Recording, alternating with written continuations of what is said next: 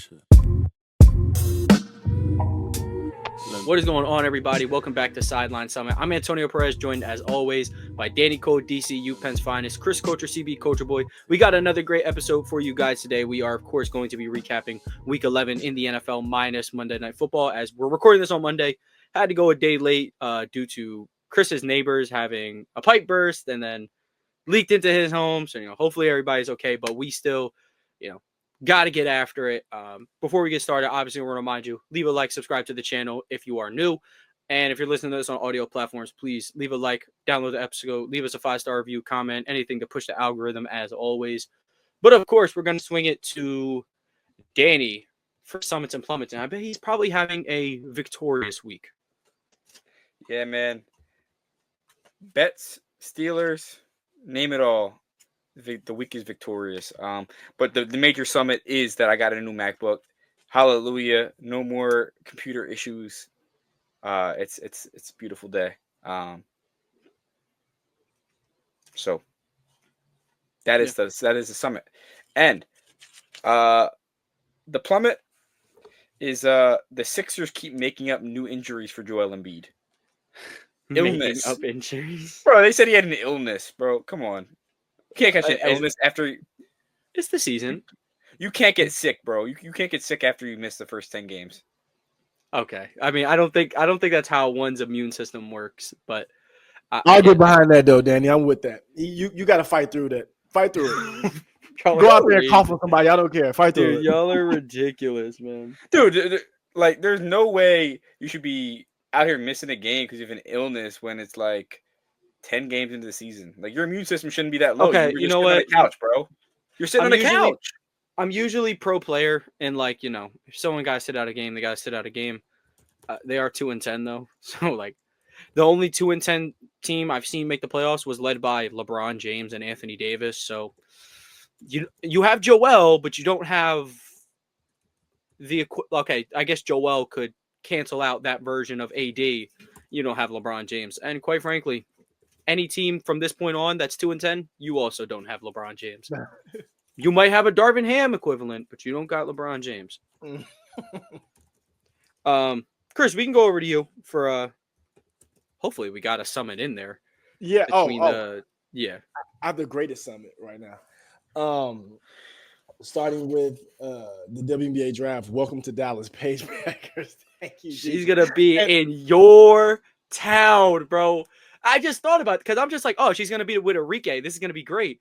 I'm like, Chris is gonna get Wings season tickets. You tell me right now, I get to go watch Kyrie and Luka, and then I get to watch Enrique Paige.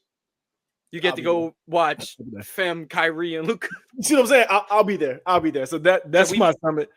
Paige gives effort on defense, though. Yeah. Shout out to quote, keyword effort. That's all we need. All we need is to try. I don't care if she's been there for 1 year or 6. She's trying. That's my girl. So shout out to Paige because I'll be getting to watch her soon. And I'm really excited about that.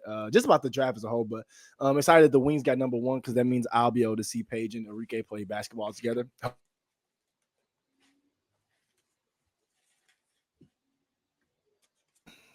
But yeah, I would say that's my summit. And then y'all, Tone already said my plummet in the beginning of the episode. I mean, just L.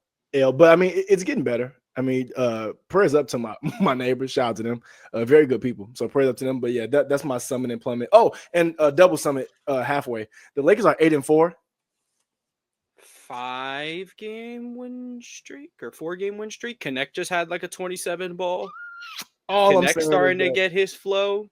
All I'm saying is this is making me happy. I'm not saying this is gearing up for Lakers to make the finals, but all I'm saying is that Nikola Jokic can't do it alone. So all I'm gonna say is this is looking great. Yeah, I would say I have so much summit basketball related summit stuff. One is of course Paige and Enrique, which we kind of already pointed out. Next is I did not die before I officially witnessed the passing of the torch from LeBron to AD. Like, it finally, okay, like, sometimes, like, AD will start hotter to the season, and LeBron will, like, coast. But, like, dating back to the playoff series against the Nuggets to now, I really think AD took the torch. And believe it or not, this is just like the best Anthony Davis we've ever seen at what, like 31, 32 years old? Like, who would have thought Anthony Davis, the guy who's always banged up and always, can't complete a season, who would have thought he would age? He's starting to age like wine, dude. And it rocks for him because I've always liked Anthony Davis. I was introduced to Anthony Davis the first, after my first real season of watching basketball was the 2012 Olympics, so he's just sitting on the end of the bench. And I was always kind of like, remember when they massacred Nigeria and AD gets some minutes? I'm like, and he's doing good. I'm like, oh, we should play him more. Then kind of click. We have Dwight Howard and Tyson Chandler in front of him, so maybe not just yet, but good to see him doing his thing. I guess, and then I guess double summit to keep it in basketball. I mean, early game of the year candidate tomorrow. Celtics Cavs, the defending champs versus the 15-0 Cavs.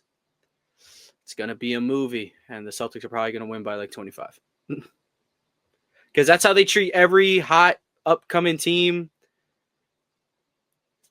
Chrysler 500 looks like a phantom until they said y'all got Jason Tatum, but we got Don Mitchell and Isaac Okoro. That's what's funny. It's funny as hell. Someone was like, "Oh, I'm Jason Tatum. I got a max contract. I'm on 2K. I be with LMA." And someone did the same thing. It's like, "Oh, I'm Donovan Mitchell. Oh, bro, I can score. I be with Coco Jones. Man, fuck you." Yeah, Donovan Mitchell, bro. That dude. He's been on also crazy didn't know. Also didn't know LMA's 30. On every single episode, you will see me wearing some kind of hat, whether it's a snapback, whether it's a dad style hat. I always got to have something to complete the outfit. And the only place where I get my hats is lids.com. Lids.com has so many different brands. And of course, they have a bunch of different styles. Like I just said, it could be dad hat, snapback. It could be fitted. It could be Velcro back. Whatever you want, they got it. And with the NFL season coming up, I know you're going to want to rock and represent your favorite squad. Me personally, I'm a big Eagles guy, and I love this 47 brand throwback hat that I got from lids.com. Or if you're more of a snapback guy, I also got this NBA champions Boston Celtics new era cap from lids.com as well. If you like either of those hats and you feel like you want one to represent your squad, click the link in the description below. Whether it's new era or 47, both links will take you right to lids.com. And the best thing about Lids, they always have some type of deal going on their website. So make sure you click that link and check out any deals they got going on at lids.com. So he took a page out of JB's book, I fear. No, JB's crazy. Jaylen Brown's a little different. But we could get into some week 11 recap, of course. I would say before we start, though, I did want to talk about some hots and locks and some other things.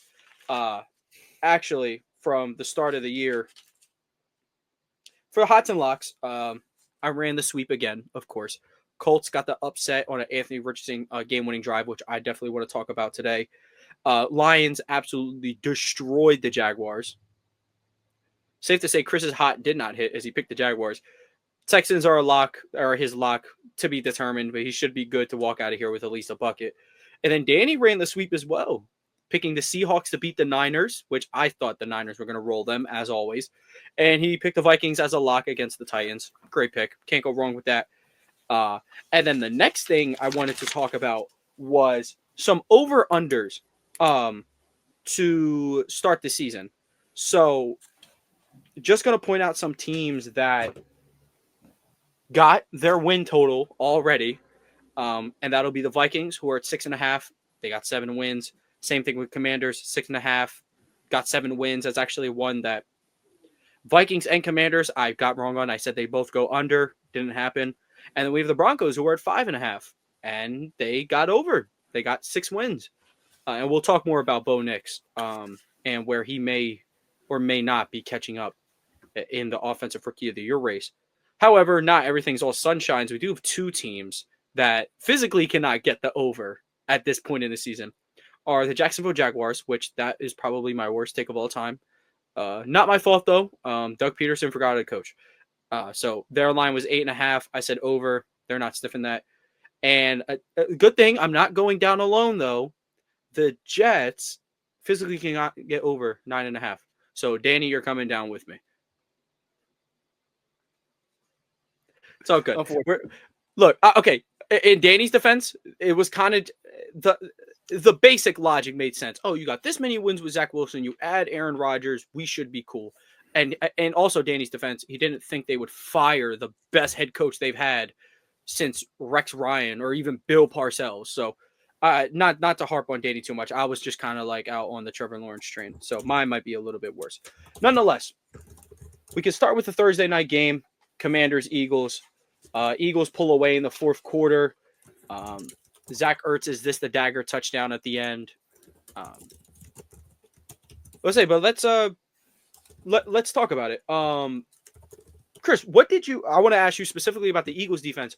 Did you see anything in particular that they did that slowed down Jayden Daniels? Yep. And it was really cool to see because they did not overreact to any play he made. And I think what Mike Tomlin say? What's Mike Tomlin say? Don't blink. Y'all don't listen to what Mike Tomlin say. He doesn't coach my team, so I don't care. Anyway, what I was going to say was that they didn't overreact to any plays that Jayden made or that the offense made as a whole. And I think that was most important. I think, unfortunately, going back to the Steelers, I think they did exactly what the Steelers did. Like played it smart. Didn't overreact, didn't overcommit, didn't do any of that. And it made him have to be consistent and stay poised for 48 minutes. I'm sorry, 48 minutes is basketball for an hour. And even though I think he did well, I think the Eagles defense did enough to stop that. So that's why I tip my hat to. I think they play consistently, stay consistent, and I think they follow whatever the game plan was. It seemed to work to perfection on the defensive side of the ball. So that's my takeaway from it. Yeah, if I'm not mistaken, I think Daniels only had 4 completions to wide receivers all night. I think it was like 4 for 11. Yep. With an interception. Reed Blankenship's one and only animation on interception is sliding interception in the front. But Danny, to flip things, what did you see, I guess, from the Eagles offense? I mean, for about like 45 minutes there, it was kind of looking a little, or yeah, I guess you could say for 45 minutes, it was looking pretty bleak. Yeah, I'm going to say 2 words. Saquon Barkley. Saquon Barkley is the MVP of the NFL right now. Interesting take, considering you just told me it was Josh Allen yesterday. But I don't think he's the MVP. It's just not. He's not having that. I'll get into it. Sure. The NFL messed up last year not making Christian McCaffrey MVP. They're going to realize that when Saquon Barkley is 2,000 rushing yards and 800 receiving yards, that he should be MVP. Yeah, I don't think he's getting all that, but he's not doing all that. But he might have would be cool. If we force fed him, maybe he could get to 2K at this point. But I don't. He's gonna get to 2K. He's on pace. How likely is he to play that last game? Dude, Saquon Barkley is on pace with Barry Sanders' 1989 season. They said the same thing about Genty, and the Sweet Prince is going to fall short. Genty has 25 touchdowns right now. I'm not trying to hear it. He is 26, but his yards are definitely going to fall short of what Barry did. Anyway, what Saquon enough Barkley Heisman is talk. doing right now is incredible. He is the life of the Philadelphia Eagles offense, and having a running back like that, while also having A.J. Brown and Devonta Smith, Devonta Smith is not even being used as much as he needs to be. Like, the more you look at the Eagles offense, the more you say every one of these players is underutilized, and yet they're winning games, putting up damn near 30 points. Yeah. It's so funny because the same thing happened last year. Like, how are they only putting up 26 points? They're dominating the game. If the Eagles improve red zone efficiency, this team will lose to nobody. And I've seen a lot of the Baltimore Ravens only beat themselves. The Eagles only beat themselves.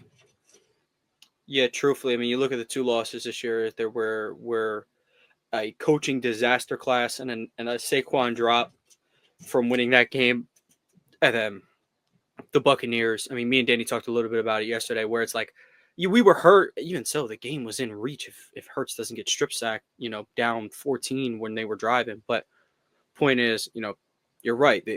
As talented as the Eagles are, the only ones that can beat them are themselves, and they've come pretty close a couple times. But something, at least that I noticed from the game, was the offense.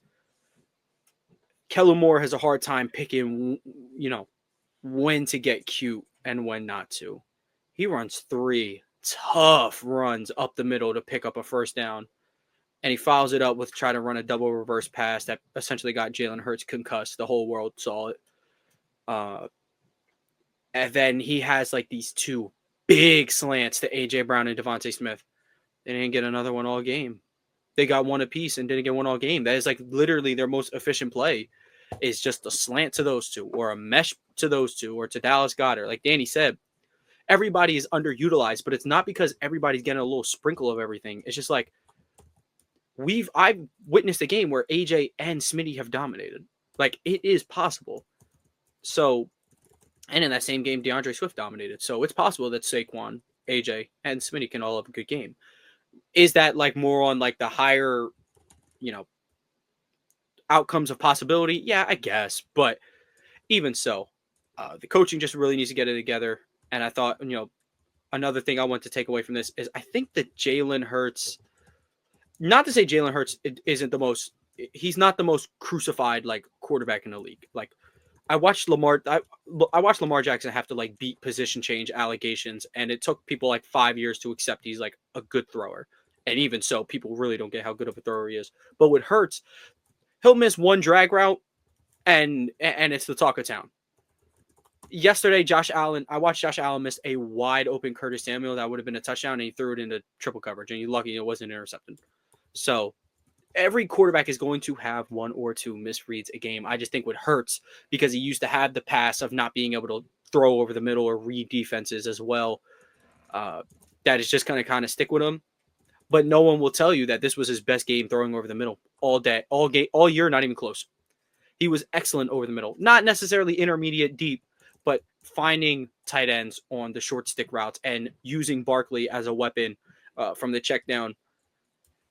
I just thought his performance was a little bit overblown and like you'll see one bad play and then people will be like he didn't play well. When truth be told, he's been playing fine for the past 5 or so weeks. He's been playing like Pro Bowl to all pro level type football. It just like he sits in a league of maniacs with Lamar Jackson, Josh Allen, Justin Herbert, Joe Burrow. They're all just absolutely lighting things up. Jared Goff is lighting things up.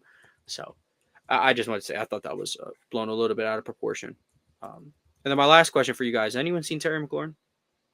Locked up, don't get me up. Can't get me. They were talking about, is it Quintanamo Bay or Quinyanamo Bay? It's got to be Quinyanamo. Yeah, because I think it has his whole name, so I prefer that.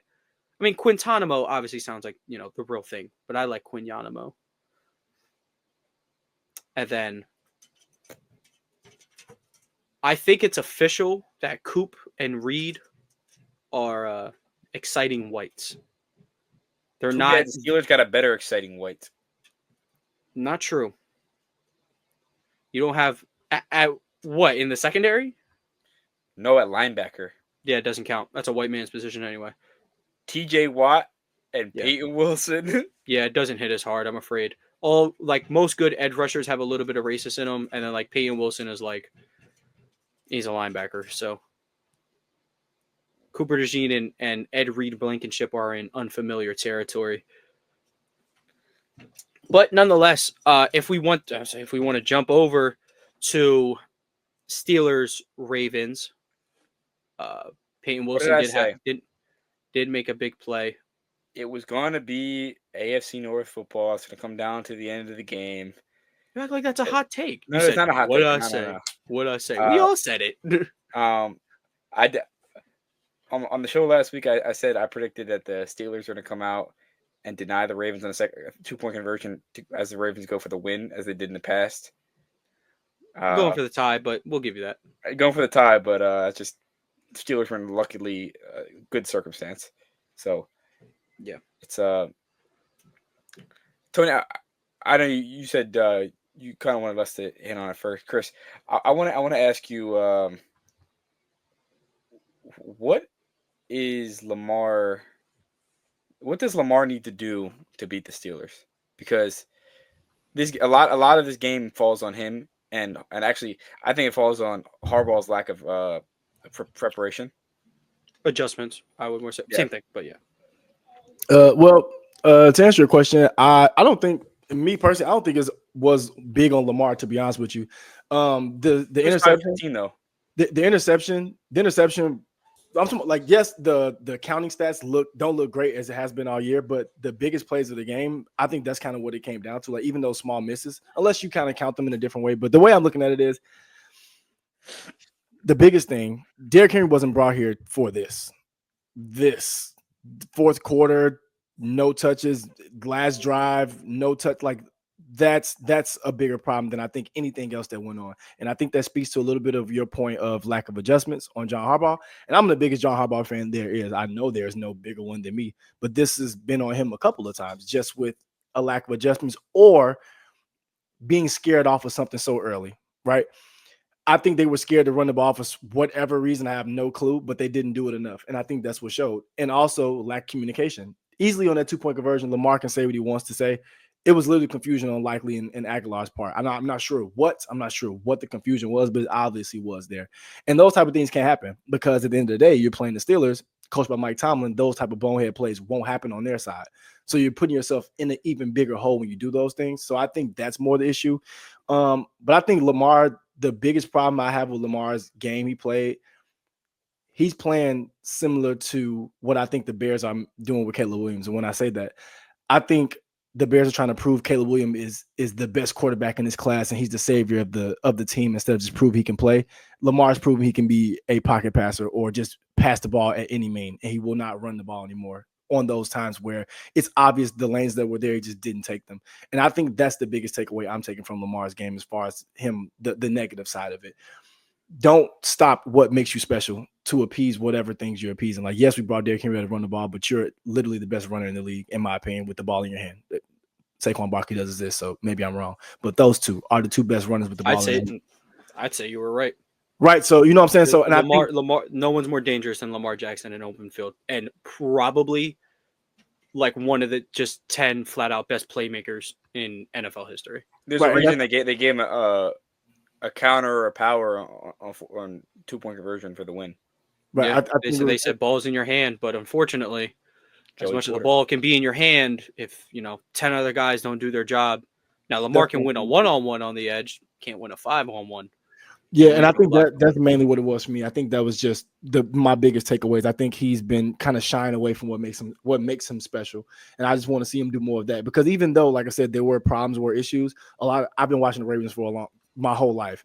When Lamar's been in the game, there's been problems and issues. His running has made up for that a lot of times, and I think he kind of took away from that. So that's my biggest takeaway. And like I said, they played a good team. I was telling Tony earlier, the Steelers are good. They didn't play the Panthers. They didn't play the Saints. They played a really good team, a very well coached team with, in my opinion, the top 3 coach in football every damn year in Mike Tomlin. So you have those mistakes that the Ravens had, you're going to lose to a Steelers team. That's just what it was to me. Yeah, I think that's well said. I think that a lot of people believe the Ravens beat themselves. I think that the Steelers actually game planned for Lamar Jackson and have a good game plan for him, similar to the way that Bill Belichick always had a game plan for Ben Roethlisberger. And that's why Ben struggled to beat him. And what I will say is that Lamar Jackson, the Steelers were saying, key in on the run on 1st and 2nd down. The Ravens are putting 3rd and 7, 3rd and 10, 3rd and 12.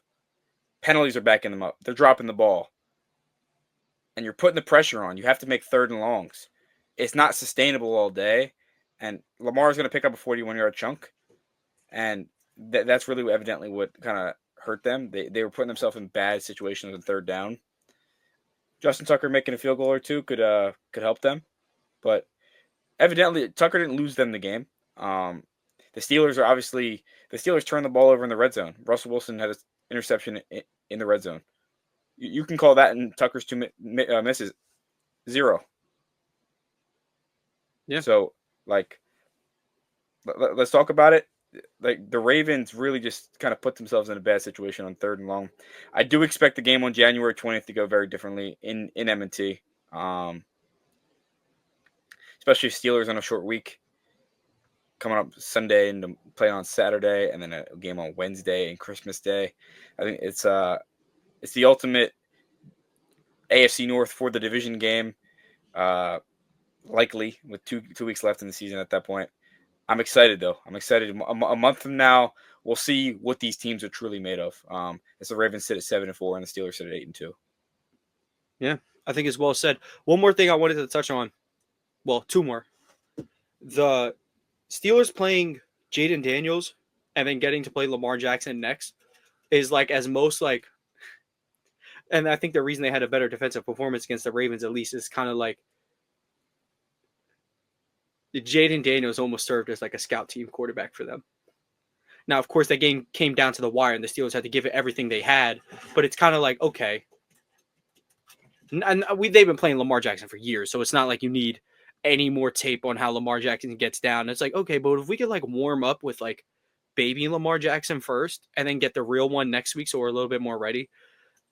That's kind of how I saw a little bit. And Chris, could you tell Danny about the Justin Tucker holding thing? Because Danny will 100% back you up. Yeah. So what I've been looking at, and I've been looking at this for a couple weeks now, because Justin Tucker's, I mean, obviously, if you're a Ravens fan for the last 10 years, you know Justin Tucker's been a savior. That's why I was telling Tone before this, Danny, like, I'm mad too, but like, bro, if there's anybody I'm going to give a pass to for even a year or so, bro, it's going to be him. But what I was saying to Tone was, Koch and Jordan Stout do very different holdings, and I know y'all two know more about this and the effectiveness of it just being football players at heart. So I kicked. I know y'all know. Yeah. Perfect. we know. So look, so Koch held it very differently, and like I said, if I can find it, I'll send it to you, Danny, so you can see what I mean. But Jordan Stout's hold is like night and day. Like he's literally holding the ball separately. His hand is at a different place. It's like slanted a little bit, and Koch's was totally different. And all I've been saying to people is that when you've been kicking a certain way for 6-7 years and you go up and change it, like since 2023 last year or whenever Stout started holding, it's a chance for some issues. Now it sucks they're in bad places, but that's what we're kind of running into. Chris, But there's 1,000% there. I would say in high school, when Tony held, I made every kick. When this other guy held, I couldn't make a kick. He didn't get the ball down. He would put his hand on the wrong side. Oh, like nice, fantastic football player. One of the best football players I've ever seen. Bad holder. So what I need to do now is edit y'all faces on the Shaq and Kobe video and put it when Danny needs a kick held. I'll be What's back. What's funny is I never actually got to hold for Danny in a game, but we had this kid, Zach, who like he trained to be a kicker for years, so he was like really good at it. I wonder if I can find it, but it was just like right before we were about to kick. I probably won't be able to find it, but I'll definitely show you guys one day. So they taught me how to hold one way where, let's say the snap's coming in from this way, catch it, put it down with the other hand and just get your fingers out of the way. And for the longest, I was like, that's pretty stupid. And I would also have my leg closest to the kicker, like lined up. So like my arm would stop there. But by the time I got to high school, I changed everything. I held it with the hand. Like I think people hold it like this in fear of their hand getting kicked. But I trusted like Zach so much. Like my holding hand is going to be on the side where his foot's going to land. This kid's going to nail it. Like no doubt. Have you ever got your hand kicked? Absolutely not. Okay. The 3 people I've ever held it, 4 people. Danny's never kicked my hand. That's for sure. Zach's never kicked my hand. Zach might have been like a little close sometimes because we would fluctuate with the kicking box. Sometimes we go with like a 1 inch. Sometimes we go half. Sometimes we would just kick straight off the ground. Our guy Gaetano, I kicked once for him. That was a fun experience because he was actually a lefty. So that worked a little different. It wasn't hard, but it was definitely something new. I like that. And then our old quarterback, Nate DeCenzi, wanted to kick every time he saw us kicking. So Damn. So that's cool. He might have got my hand once or twice. But that's the reason I asked. I was wondering how often does that happen? Like holders getting their hand kicked. 'Cause I know it's sorry. I was saying high school, it's like younger kickers, so they're not perfect. But I would say Zach didn't have the strongest leg, but like, dude, if you just inserted some strength into his leg, one of the best kickers that actually, I did hold a kick for Austin Wilson. He was like the high school kicker back when we were like in middle school. He could bomb like a 50-yarder for sure. He was pretty goated.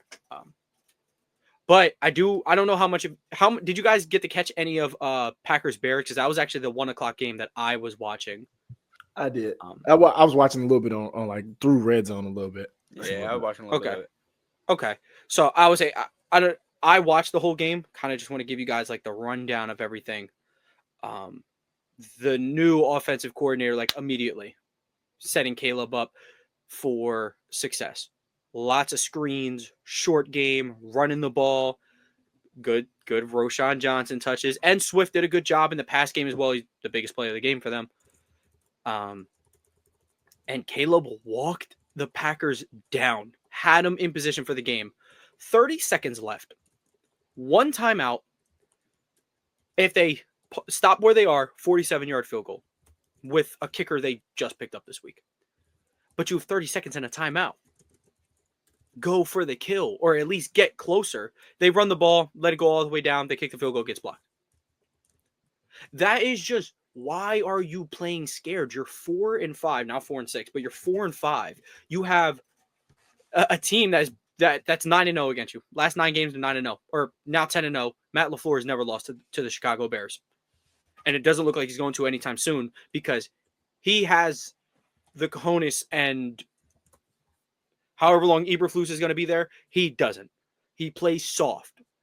It's like he plays to not lose. LaFleur plays to win.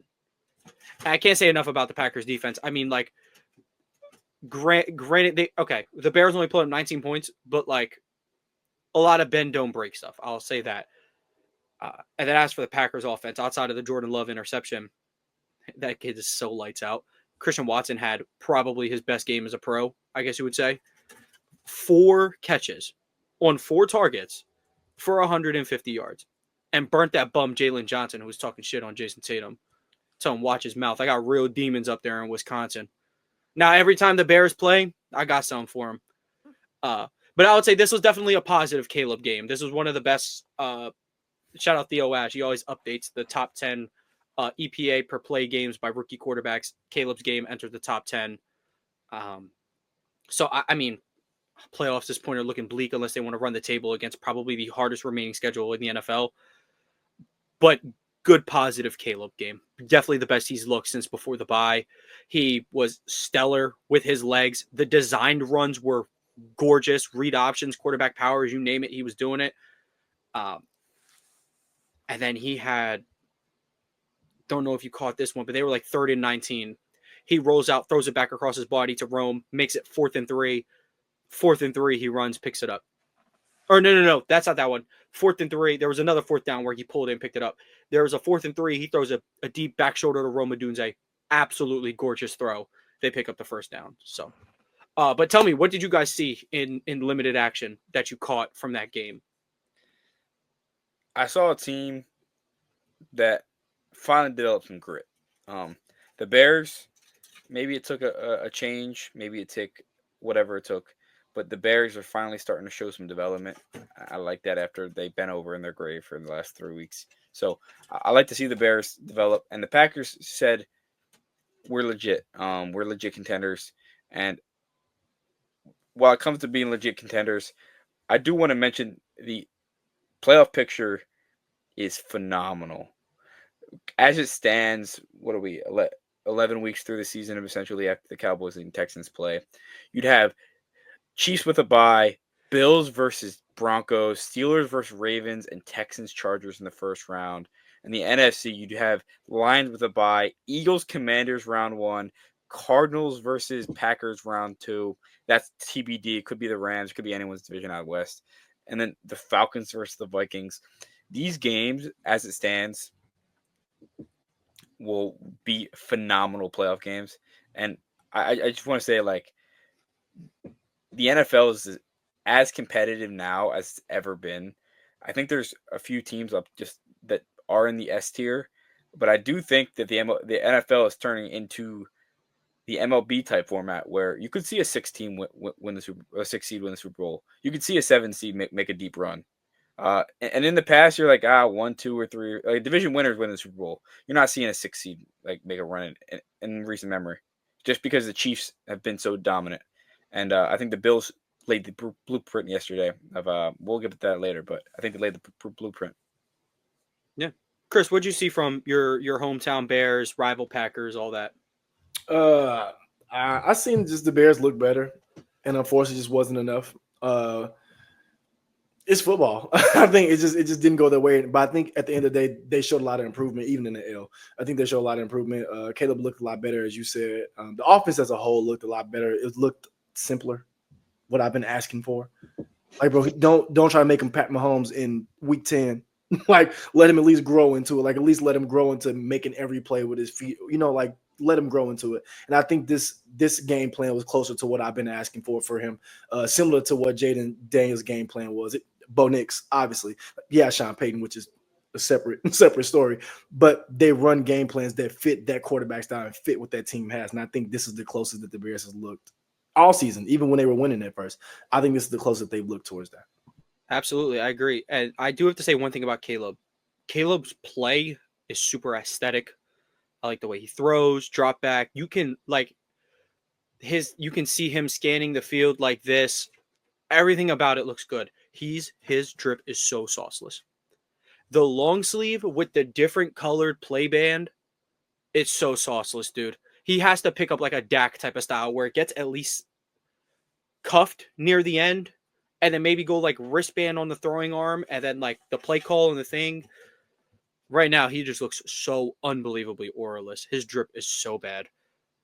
And it's the play calling. Like, I'm fine with a play call ban. I think all quarterbacks should have one in case of no huddle, just in case of anything.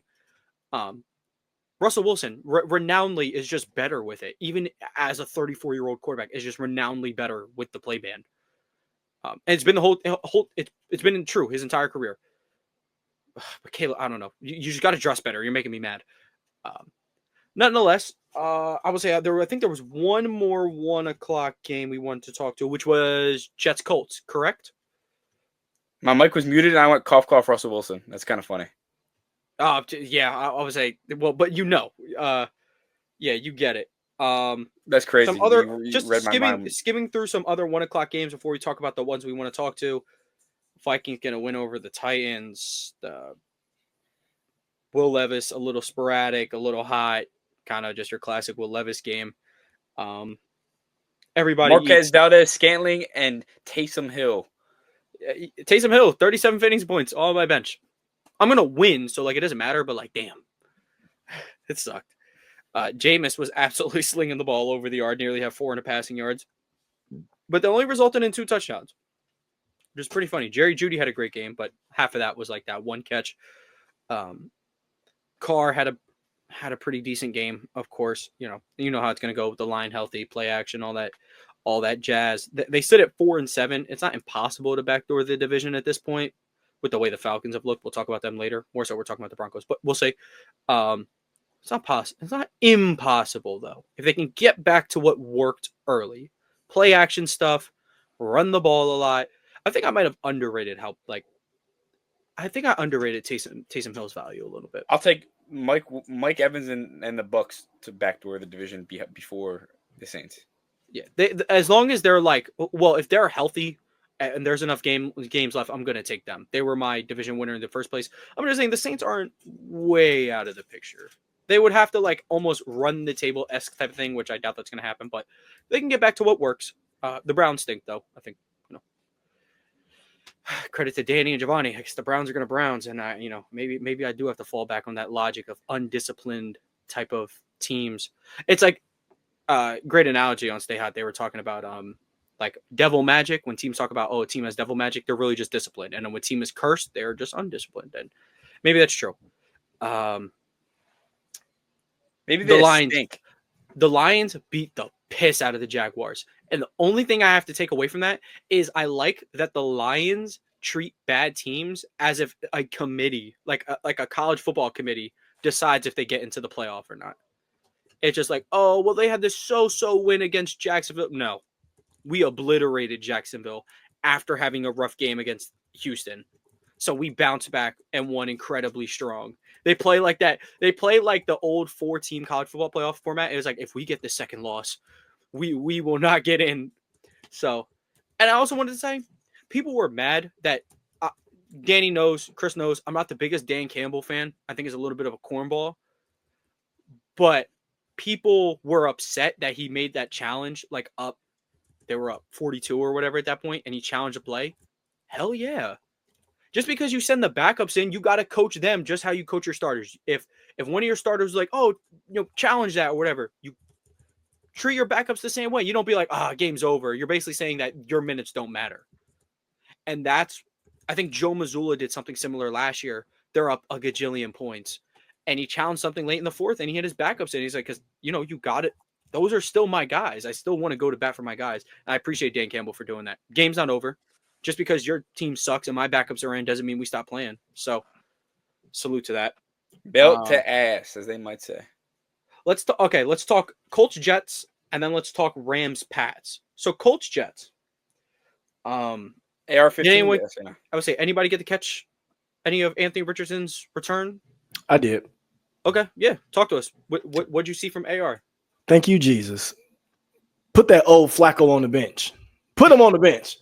Ravens legend Joe Flacco. Oh my God. No, I'm gonna say Ravens legend Joe Flacco with that. Let me stop playing. But I saw what people saw when they was like, oh, Anthony Richardson, take him very early. He can be this. Yes, this is what he can do. If you have a corner trying to tackle him, I hope that brother has icy hot in his locker. This is gonna hurt. I just a good way to describe it. It's gonna hurt. But I just like watching them play, bro. I think even on those terrible games he had, like he's just electric. Like he's like a Jalen Green. Like it's some games where you see Jalen Green and you're like, dude, you're on one. No, I'm serious. Like, is he top 3 shooting guard in the NBA? And do you have some games like, should he be back in the G League at night? And that's what Anthony Richardson does to me. Like, it's like, bro, it's like yesterday. I'm like, you know what? If he keeps working, he could be in that Lamar, Josh Allen running tier, Kyler Murray running tier. And I think that was just a really good game by him. I liked how he spread the ball around the field. I like how the attack was still based around him and Jonathan Taylor moving the ball on the ground or even in the short game. I just really like the game plan that they put together. And I think that's what happens when you have a special talent. Like I've been saying, I don't want to like a broken record, but like with Jayden Daniels, like Jayden Daniels is a special talent, but Kingsbury has been putting the right game plan around him. And I think that's what happened for Anthony Richardson. I think everything just culminated together. And I think they just that was a good win. That was a really good win. And they also played the Jets. That's true. But the Jets defense isn't. I mean, I don't think they're bad. I mean, they play bad, but I think they still been good at a point. So I think that was a decent win in my opinion. Chris, I was a big believer in the Jets defense for the season.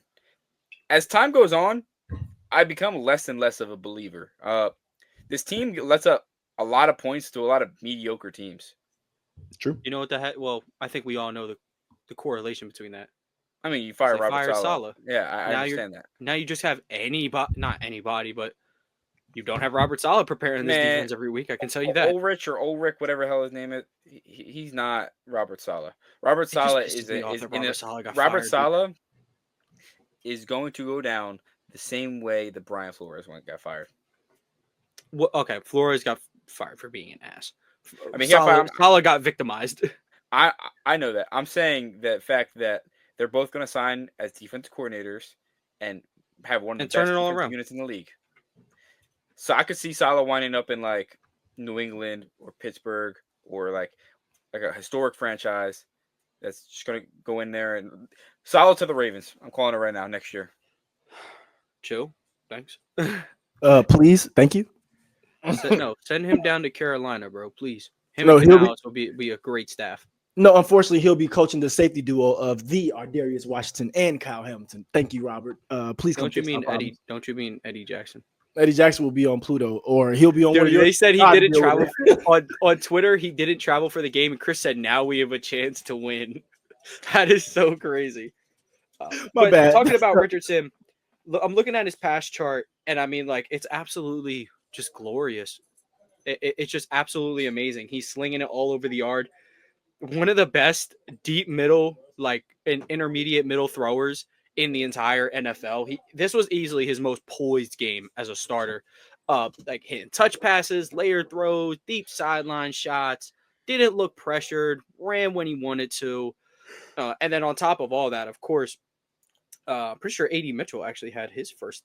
He didn't score, but he had that one catch on Sauce on the drag route, which drag is a pretty tough task for a man corner. But Josh Downs had a pretty good game. Him and Anthony Richardson are picking up right where they left off. Alex Pierce had 3 catches. He's going to be deep down the field for Richardson every single time. Yo, Michael Pittman better learn the New England Patriots. Yeah, it's like Pittman isn't just like wide receiver 1 enough for me, like on a consistent basis. Well, Josh Downs is probably the wide receiver 1. I would probably say him or Pierce are a little bit more consistent than him. For the Mo Alley Cox Austin Hooper crowd, Cox did only have 2 catches, 17 yards. But I think the Jets did a good job bottling up Jonathan Taylor. Their secondary was the one that had the tough game. And then the Jets offense, I mean, this is probably the best they were going to look. 27 points. Rodgers was pretty. I mean, his misses were bad, but overall the accuracy was there. Adams had a good game. But if you haven't heard it from us already, the Jets are cooked. So, any other comments on that, or can we jump into this Matt Stafford masterclass? As they call it, a mather class. Yes, this is pure pad Stafford. But I'll say Stafford had 295 yards, 4 touchdowns, no picks, slinging it all over the yard as always. And Drake May, I mean, was 30 for 40. He had nearly 300 yards passing, 2 touchdowns, and an interception. That's just going to come with your rookie Drake May games. But he continues to look so promising. And in the games that he has played, I'm not scared to say he's looked like the best rookie quarterback. He's been by far the most aggressive. I think he's been the best playmaker with his arm. Overall, he's obviously still behind Nix and Daniels in that running due to games played, and he's got a crap ton of turnovers for someone who's only started about a handful of games. But I don't mind him taking those lumps, and he's also been doing it on the ground a little bit as well when need be. He's not better than Roman Wilson. Yeah, what's going on with my guy, man? Ain't hear from him. But meanwhile, the NFC West second place holder, LA Rams, sitting at 5-5, had an absolute monster of a day. I mean, Kupp had 106 yards. Puka had 123 yards. Kyron Williams had 86 yards on the ground. And then, of course, we said Matthew Stafford absolutely balled out. I don't know if anybody caught any of that game, but I would say the Rams look really good. The Rams do look pretty good. Obviously, you can't lose the easy ones if you want to be a playoff contender, which I think you're capable of because of the 3-4 guys you have on offense and the couple of edge rushers you have on defense. Just got to take care of the easy ones. Like, no business losing last week. You're going up against the Patriots. While Drake May is exciting, no reason to lose this game either. They go in there, take care of business. So, yeah, I'm a firm believer that any running back can play under Sean McVay. I don't think that Kyron Williams is actually that special. I'll disagree. I think he's probably the best back he's had since Gurley. Oh, no, he is the best back he's had since Gurley. I don't think he's that special, though. Yeah, but there's a big gap. There's Gurley, there's Williams, and then anybody else who had to play in that system. Yeah, but he made Cam Akers look respectable. Not really. I mean, Cam Akers had like a few good games for them, but he was never actually anything. So Sean McVay loved Cam Akers. I'm not sure why, because he's not good at football. I don't know. I trust football minds when they see talent. So right. The football minds drafted Kenny Pickett. So no, they didn't. That's Kevin. Yeah, Colbert, bro. Yeah, he's a football mind, by the way. He's not a football mind. He retired for a reason. Oh, I'm so sure. Every person who makes an NFL decision is a football mind. Like, they have to get hired, dude. Nepo baby. Oh, right. Anyway, moving out of the 1 o'clock window, we have to talk about Chiefs, Bills, Mahomes. Game another of the year. crappy game. 2 turnover game for Mahomes. Had 3 touchdowns. I mean, if you eliminate the horrible turnovers, he played well, actually. Wow. But Josh Allen with an absolute Superman performance once again. That fourth down play is arguably what I will say. That play is going to be the deciding factor of where the Bills and Chiefs play in the playoffs. And call me crazy, that will, if the Bills and Chiefs play in the playoffs, whoever is home will win the game. That's not really a hot take. It's not a hot take, but Whoever has the home playoff atmosphere will win. I mean, the Bills lost last year. No, I mean, I guess, but they were never beating Mahomes. No one was beating Mahomes. Like I had never lost faith in my team. What I will say is, shout out to the Buffalo Bills. Everyone came to the season. No one thought they'd be able to do what they'd be doing. Tony thought they were good, but I know they'd be this good, but they'd be this good. Losing Stephon Diggs, losing defensive players, losing Matt Milano in early in the season. No one thought they'd be this good. They have a top 5 coach in the NFL, and it's time to put some respect on McDermott's name. Well, their over under was 10.5, and I said they get it. So, yeah, I like to feel that's probably my best take of the year, along with Josh Allen MVP, where he's in a pretty good spot for it. And what I was also telling Danny earlier or yesterday was a lot of people were like, "Oh, well, Allen is the for sure front runner right now," and it's just like, I guess if he's your favorite, go ahead, but it's like, bro, I'm not kicking out Lamar for one bad game. It was like, dude, like Josh Allen went 9 for 30 this year, like that did happen. My favorite is Joe Burrow, but he just hasn't won a game because he's Mr. Hypothetical. If Man and Hypothetical Man went at it last night, and we'll talk about it soon. Yeah. But I would say, Chris, I guess now it applies to both of you as fans of other AFC elites. What do you guys take away from this game? What did you guys think of the Mahomes Allen Part 86 Bowl? Unfortunately, Mahomes is now bottom tier quarterback. Lost to Josh Allen. Lost his title as number 1 quarterback. He is now in the realm of Zach Wilson. So that's what I've learned. No, I'm just kidding. Yeah, only punishable by sending him to Philly. Yep, and Jalen Hurts to where? No, he Cowboys. can stay on the team. He's a vibes guy. Okay, that's valid. Well, that would be rough for Jalen Hurts. He'd be happy here. But what I did take away from it was that Amari Cooper sighting. That's my guy. I love me some Amari Cooper. And James Cook. James Cook is what I took away. The guy runs hard. Bro, every time I see him, it's like he's making some type of play, whether it's out of the backfield as a runner or as a catcher. I'm a big fan of James Cook, and I think he's been a good reason as to why Josh Allen has been able to save some of these Superman performances for when he needs them. He's been very, very consistent. Their running game as a whole. Davis, whenever he gets the ball, I think he's run over 2 people. Davis has been very consistent in a lot of places where you need to be when you lose so many pieces that were important. And I think they've been doing that. So I think that was just a well-played game by the Bills. And I think Danny said it earlier, like mentioned it, they may have given a little bit of the blueprint. But the difference is, can teams even match that? Because they don't have that same Josh Allen. They don't got Sean McDermott either. So. They don't got Josh Allen, but they got Mr. Unlimited. And they got so they don't have Josh Allen. Lamar Jackson.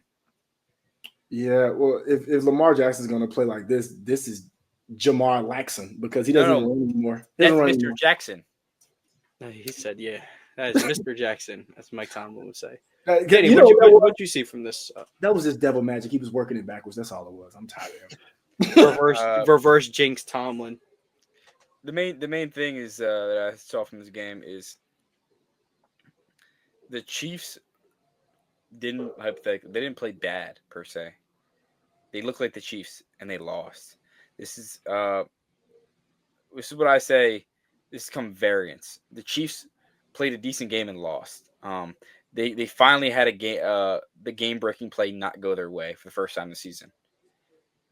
If they were playing any other game this season, they would have got that stop against Josh Allen and on 4th down, and Mahomes would have drove down the field and got a field goal and won the game. That was literally every other game this season. but they finally had something not go their way in the fourth quarter, and 9 points is too much to overcome with 5 minutes left. So yeah, I think the simple part is Mahomes couldn't overcome the end of the deficit, and he had a good point of view. He said, "Beating the Bills isn't our goal at the end of the year. Winning Super Bowl is. Going undefeated is not our goal. Winning Super Bowl is." So like, I think he every great team needs to have a setback unless you're the Dolphins in 1970. Yeah, that's true. Yeah, I mean, I would say I think you kind of put it perfectly. You guys, basically all your points, super valid. Now, of course, it's just something to take in mind. Allen is 4-1 against Mahomes in the regular season. I think y'all know the record in the playoffs. Josh Allen, nothing. Mahomes, a lot. So, well, this is still beating the Chiefs in the regular season is no small feat. Like, I'm not saying, oh, you can't enjoy this at all because you'll never beat them in the playoffs. Enjoy this one because you knocked off the only undefeated team left in the NFL. Please enjoy it, but bring the same stuff come playoff time. Sure. Another 4 p.m. game that I really can't believe I even this. I was bouncing between this game and the Chiefs game. Was this absolute massacre in Denver? Broncos destroy the Falcons, and what I kind of want to talk about is not to say. I guess I can say I was wrong. I was. This could easily revert. I mean, Bo Nix has looked he's looked fine in his wins and his solid games leading up to this point. Yesterday, he was awesome. He was phenomenal. And something that I pointed out was a team of the Falcons that have absolutely no pass rush whatsoever. If you're not going to get in Bo Nix's face, and you have the DBs that you do outside of Pat Surtain, or Riley Moss. I'm sorry, the DBs you have outside of Jesse Bates, it's going to get rough, Riley Moss, exciting white. He is an indeed exciting way. I don't know. I got it mixed up. I don't know why I was thinking about Denver secondary, but talk about Atlanta secondary though. Nix, the weakest aspect of Bo Nix game is most obviously the middle of the field. He was nearly perfect yesterday over the middle of the field. Deep shots, he was 3 for 3 for 65 yards. I think intermediate range, he was 4 for 5 for an extra 30-something yard. He was just absolutely incredible in his weakest aspect of the game. That's because his line gave him time. Peyton is playing to his strengths and slowly working other things in. Not saying he's going to turn him into Drew Brees, but when he picked up Drew Brees from San Diego, Drew Brees wasn't Drew Brees yet. He was still really good, but he's come off a shoulder injury. Worked him into becoming one of the greatest quarterbacks of all time. Again, I'm not saying Bo Nix is on that trajectory, but what I'm saying is this was a game that I'd like to see him. He built on the solid performances and then had an elite one. If he can start to stack some of these elite ones, I think we're talking about someone that could possibly end up winning this Offensive Rookie of the Year, considering that Jayden Daniels is coached by Cliff Kingsbury. He has some fractured ribs, and he just split his finger open on Thursday Night Football. So a combination of a couple bad things could put him in a rough spot, but we'll see. I think he's clearly still the front runner. He's just been flat out one of the best quarterbacks in the league. Nix has been one of the best rookie quarterbacks. So levels to this, but I think Nix, deserves some loves. As for the Falcons, dude, get your crap together, because if you don't have a substantial lead over the Bucs by the time they get healthy, you are losing that division lead. And the Kirk Cousins leash, I am not big in Falcons Twitter territory or fans. I don't know what his leash looks like. But I've seen a lot of Michael Penix, just pictures of Michael Penix on the timeline. So I wonder what's going on over there. His ass on the sidelines. It's the same thing that's happened with the Ravens.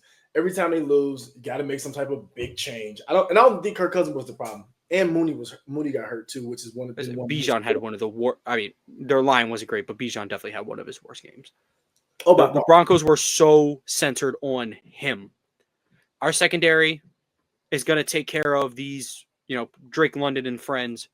We got to shut down Bijan and Algier. And God damn it, they did it. And they said it's 6-5. And they're exciting. And they're in the wild card race. Oh, and Embiid is playing today, by the way.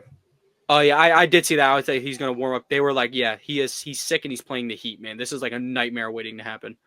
Oh yeah, he's about to go. He's playing 21 minutes max. Oh my God, McCain and Hero in the absolute Hoopers Bowl. We need that. With Bam just setting screens and handing off, not even trying to shoot. Well, I don't think Asia's going to be at the game, so I think Bam's going to be okay. Look, bro, I get it, Bam. I get scared in front of the hot girls too, bro. It's all good. That's Hot how you know women Bam ain't scare real. me as well. You're supposed to play better. You're supposed to play better. Not everybody's Jordan Poole. Sometimes you get a little nervous when your shawty comes. Asia Wilson greater than Bam, unfortunately. Like I can't believe it. In the one basketball game that my at the time girlfriend came to see me play, I missed the only shot I took. So, look, man, it happens. Whatever. To be fair, everyone expected a little too much out of a 33% three-point shooter, but whatever. They swung anyway, back to the football. Danny, do you have anything you wanted to add on Bo Nix and the Broncos? Are you a Bo leaver? I am certainly no. I saw a TikTok about Bo Nix with his Zach Wilson and Jarrett Stidham with their girlfriends, asking them about like girl terms, and they were guessing what they were. Watching. It's good Ravens. To know that quarterback room gets along, because I remember the clip of Stidham where he was like clearly upset that he didn't win the starting job, but it seems to just like that's literally just his competitive nature. Like he holds no ill will to Bo Nix, which is like Zach Wilson cool. and Bo Nix seem like best friends, man. Like they're sitting there honestly, laying on the couch like next to each other, like they're about to cuddle. They're probably like the NFL's frat. Not gonna lie, they are. Stidham, Nix, and Wilson. Yeah, they're Utah West Midwest frat, Utah Middle West frat. I don't know. I don't know. Chapter Mile High or whatever. Something like that. It's hilarious. I think this team is a bunch of good vibes. I wish they had more offensive weapons. They just have a bunch of mid on offense, and yeah, it's actually impressive that what Nix is doing. Go get his boy out of Oregon. What's his name? The receiver from Oregon that he loves. Are you talking about Troy Franklin? No. The one that he's there now. He's like his brother, or like they adopted him or something, right? Oh, I'm gonna be honest. I'm not tapped in on the Knicks lore, but that sounds pretty cool. I want to Google that later. Nonetheless, we do want to move on to our final 4 p.m. slot before we talk about the absolute banger that Sunday Night Football was. When do we get seriously worried about the last placed 49ers? When do we start getting worried? I think the Seahawks were bound to get their lick back against the Niners, and Geno Smith said they wrote me off, but I ain't right back once again.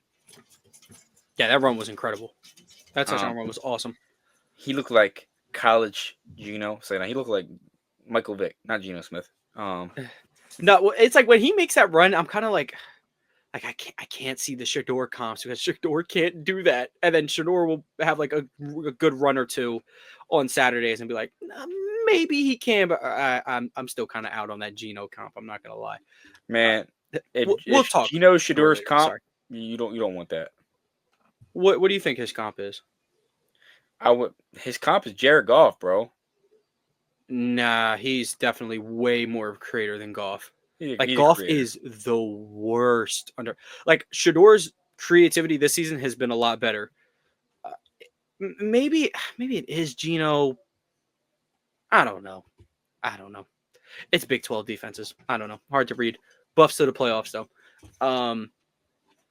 But yeah, I mean back to Geno and back to the 49ers and stuff. Streets are saying JSN's figured it out. And that the true wide receiver one of the 2021 class, or 2022 class, apologies, is he's arrived. 2023. I don't know my years. Oh my God, 2023. Jeez, that was like 8 years before. But yeah, I mean the Seahawks, they're going to be in playoff contention as long as they keep JSN involved in this manner. Get him all over the field. Stroud was compared a lot to Geno Smith coming out. I thought that was a fair comp. And Geno Smith has similar play styles. And if CJ Stroud liked JSN a lot, got a good feeling Geno Smith's going to like JSN a lot. And it's starting to pick up a little bit. So Good win for the Seahawks. Keeps them afloat in this bloodbath of an NFC West. But I guess if you put it that way, Pyramid. Yeah, I mean, like the Niners, I guess because they're really only a game and a half back of first place in the division, you don't have to worry, but you're also 0-3 in division play. They've lost to everyone in the division. I better say that. They lost every single division game. That's just so unlike them.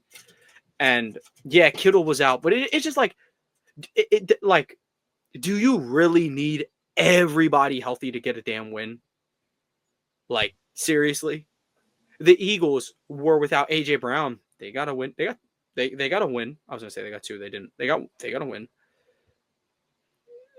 It's the other teams are dealing with injury. Shit, the Lions lost Aiden Hutchinson. They lost like the runaway favorite for Defensive Player of the Year. They haven't lost since. Like, I don't know. I don't want to hear the injury excuse, to be entirely honest. Yeah, you're severely beat up. Christian McCaffrey's back. Debo's still here. Ricky Purcell is starting to come into his own. Right. About time we better have a conversation about Debo Samuel. Okay. I was saying before the season, he doesn't have the juice. He's a glorified running back that can't. How is he washed at like 26 though? He's 27, 28 years old, dude. He's a running. How is he washed? Like how they give him running back carries and he runs like he's Mike Tolbert. All right, that's crazy. But I mean, McCaffrey had a good scrimmage yard game. Jawan Jennings did his thing. Or no, no. I don't know. His stat line looks like insane. He had like, oh no, he did his thing. 10 catches, 91 yards. I don't know why I was reading that weird. Yeah, but I think the time read 9 catches, 10 yards. Yeah, he read it opposite. 9 catches, 10 yards, dude. That is so crazy. What do you the Ezekiel Elliott of receivers? Like, I mean, the Niners with their schedule coming up, it is a little tough. You're 0-3 in the division. You sit at 5-5, so like you're not out of it because I know you're upside. But like, man, I gotta pluck you. I mean, and this has been a long time coming. Probably should have done it. Gotta bump them out of the tier 1 contenders in the NFC. I mean, they haven't looked like it all year. And Frank, like the only 3 teams I have up there just look way better. Packers, Lions, Eagles all look way better. That's saying something considering the national media comes out that the Eagles could win by like 30 points and you'd walk out of the game thinking like they were horrible because of 2 plays in the second quarter. So I'll say this though. I think the time I'm worried about the 49ers is when they're not in the playoffs. And the reason I say that is because how good that team is, just if when everybody's healthy, whatever the case may be, they have enough talent to compete if they get into the playoffs. So that's when I'll worry if they're not in there. And even though the Packers have looked better, I don't think they're a better team than the 49ers. I think they are. I think the Eagles and Lions are. I don't think the Packers are. So I think the Packers, okay, so because the Packers, because they have Jordan Love, are a little bit more prone to some goofball type of things that could lose them a game against the Niners. You can also win them again. But I think the Packers can spread their defense so thin. Especially with how Watson, Jayden Reed, Dobbs have been playing this year. Tucker Kraft is so good, dude. But I truly believe they can run them thin. And with their upgrades at defense, the pass rush is a little sad. But with the upgrades they've made on defense, the improvement, I think it's something to at least entertain. But I mean, I get what you're saying. And the Niners are kind of like a similar team that plays out in the Bay. The Golden State Warriors aren't dead until I see the body. The Oakland Athletics. R.I.P. to the A's, man. Shout out Kyler Murray. Best decision was to not go there. He would have been playing blackjack in Vegas. Nah, he would have got traded to Philly already. Kyler Murray, you are with Bryce Harper, man. Come on. But moving on to the last and final game, easily best game of the day. Chargers, Bengals. You know, I want to kick it off. I'll start off by saying I had a bet in. I needed Chargers to win by 1.5. They offered me a large cash out. I said, it's in there. You know what? The Chargers under Brandon Staley would choke this game away, not have a good run game, and blow it. And yeah, that's what happened with it when the Jaguars beat them. I trust J.K. Dobbins. I trust Gus Edwards. I trust John Harbaugh. The Cincinnati Bengals look like a different team in the second half. That wasn't the same group of 11 players on defense. They came out. Mike Hilton was stuck to them. The Bengals were a few breaks away from completely just flipping this game on its head. And I think this is all props to Lou Anarumo. I don't know what he did at halftime. He might have gave his defense like Viagra or cocaine. I don't know what it is, dude. Like he made them flip a switch. Okay, I'm gonna assure you, Viagra was not the key between T. Higgins and Jamar Chase just going God mode. I don't know. Jack Ham told me they used to take it at halftime to stay warm and get ready for the second half. So Ocho did the same thing. Yep, Ocho did the same thing. Get your blood flowing. Good pre-workout. Anyway, this isn't a Viagra commercial, I promise. It might be. I think we're all a little too young for that. It's your local vitamin shop. We do not sell that. Not yet. The tale of two halves, from an agenda standpoint, an agenda man like I am. Justin Herbert in the first half kind of shows you why, like, we can entertain top 3 talks. I was ready to put him as the leader of the MVP. He looked phenomenal. And then the second half, it just kind of goes away. Well, I want to talk. Everybody knows he was flawless in the first half. Probably the best half of football you're going to see from a quarterback all year. The second half, the numbers didn't look great. Completion percentage was like absolutely erratic. And I think it was kind of blown out of proportion while people were talking about the game. They're talking about he's missing guys and he's not hitting certain throws. Okay. Some plays calls for him to throw a jump ball to his otherworldly athletic receiver, Quentin Johnston. And he just doesn't high point the ball. 2 of those jump balls down the sideline are caught if he jumps for it. But he lets it try to come to the basket and DJ Turner can make a play. Like, sorry, that's just kind of how it works. That's not really Herbert's fault. But then again, maybe you shouldn't be throwing that. There was a drag route to Johnston where it was like, oh, just out of the reach of Johnson, hits his hands. And you know me personally, this isn't me defending the quarterback. This is never about defending the quarterback. This is as a receiver. 2 hands. If the ball hits your hands, you have to catch it. I don't care. There was one. Herbert layers it. It's a throw over the That sideline. was phenomenal. It was low. Johnston had 2 hands on it. Drops. I don't like if you got 2 hands on it, catch it. Ladd McConkey had a baller game. I rage texted Danny because Ladd had to like make a superhuman effort to jump, slips through his hands on the sideline. I'm like, yeah, dude, you're a bum. Catch that. And turns out Ladd McConkey actually saved the game. But I just think his bad second half. It was a bad second half. Don't get it wrong, but I think it was a little bit overblown. I can get down with that. Yeah. And then as for Joe Burrow, I don't know why it takes you 30 minutes from an agenda standpoint, as I am. You had an amazing second half. Oh, we all know that. Whatever. You, Jamar Chase, T. Higgins. Why does it take you 30 minutes to get warmed up with Jamar Chase and T. Higgins? It just, you played yourself into a hole. You can't blame the defense. Defense did their thing whole second half. Now it's a combination of you figuring your shit out, but it just, and this has been the issue in a couple different games. It takes you too long to get going. Like your defense isn't good enough. You can't stall. And truth be told, you have no reason to stall. But I mean, credit where it's due, obviously. Burrow played great. Herbert had a good game. Both of their pass charts look phenomenal if you want to go look at them. I mean, Herbert's the completion percentage is dog shit. But I mean, Burrow's isn't great either. But Chargers of old blow that game, man. Chargers of old blow that game. Yeah, enough of my yapping, Chris. You can go ahead. I do want to say one thing. Not sure Burrow looks much different than Dak Prescott if you take away 30 minutes of every game. I swear they're the same person. And I've said this on here. I was like, I don't see the big deal between Prescott and Burrow, like the big difference. But Tone did school me, and it was on the precision, the accuracy, and I get that. And then I do see that. But it usually, like in the third quarter, the first couple quarters, I don't see much of a difference. But I think that's what separates Burrow, I guess, from the crowd, because when he is on, he's never getting off. I think that's truly the thing about, like, he's not superhuman. But how can you put the ball in the spots you do? You But don't that have pass a he just crazy dropped strong in the arm. end zone, the one that hit his hands, I've never seen a ball thrown better than that. That was Like crazy. he's Only he could him, Herbert, Allen, Lamar. Like you remember Shannon Sharp used to call Carson Wentz walk it to him.